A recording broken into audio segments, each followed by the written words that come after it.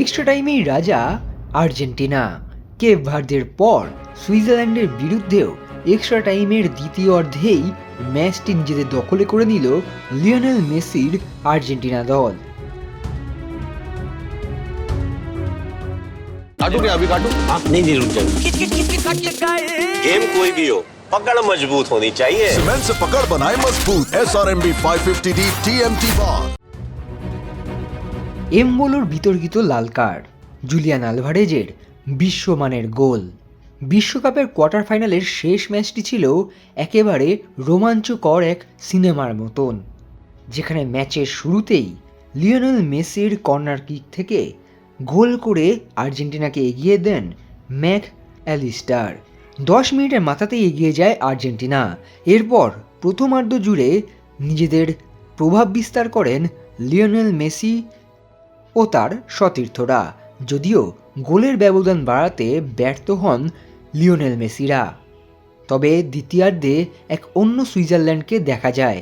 মূলত সুইজারল্যান্ডের ফুটবলারদের শারীরিক গঠন অনেক বেশি শক্তিশালী হওয়ার কারণে আর্জেন্টিনার ফুটবলাররা খুব বেশি সুযোগ তৈরি করতে পারছিলেন না।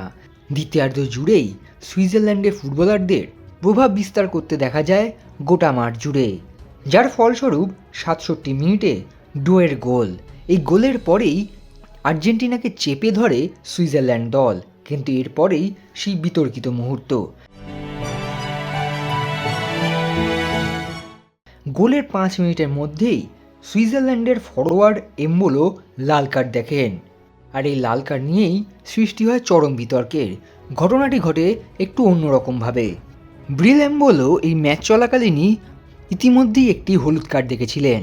এরপর ডাইভ দিয়ে তিনি ফাউল আদায় করেন এবং আর্জেন্টিনার ফুটবলারকে হলুদ কার্ড দেখান ম্যাচ রেফারি। কিন্তু এরপর ভিএআর সত্যিটা তুলে ধরেন রেফারির সামনে, যার ফলস্বরূপ ম্যাচের রংটাই বদলে যায়।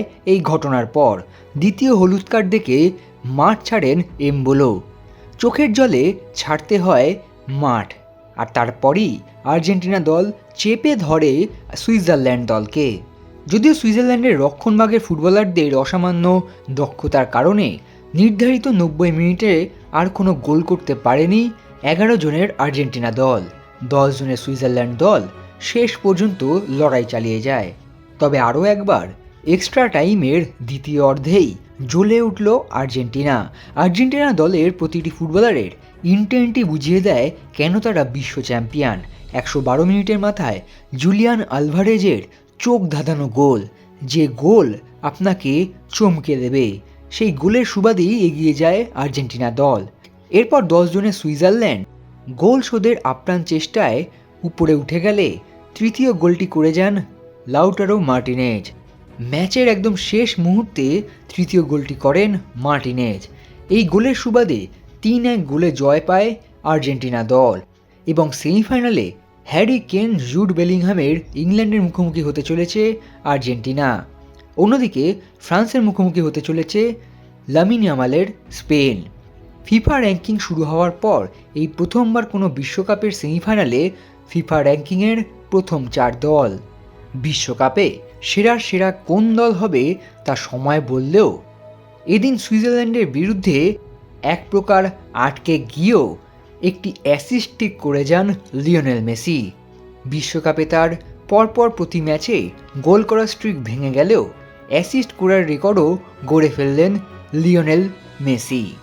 তবে মেসি যেদিন অফ ফর্মে থাকেন সেদিন আর্জেন্টিনার হয়ে জ্বলে ওঠেন Julian Alvarez, Lautaro মার্টিনেজরা।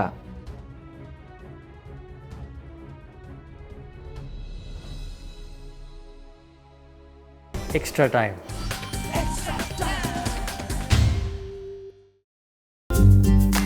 Latest news আর এক্সক্লুসিভ ভিডিওর সঙ্গে আপডেট থাকতে এখনই সাবস্ক্রাইব করুন আমাদের ইউটিউব চ্যানেল। বেল আইকনে ক্লিক করতে ভুলবেন না যেন।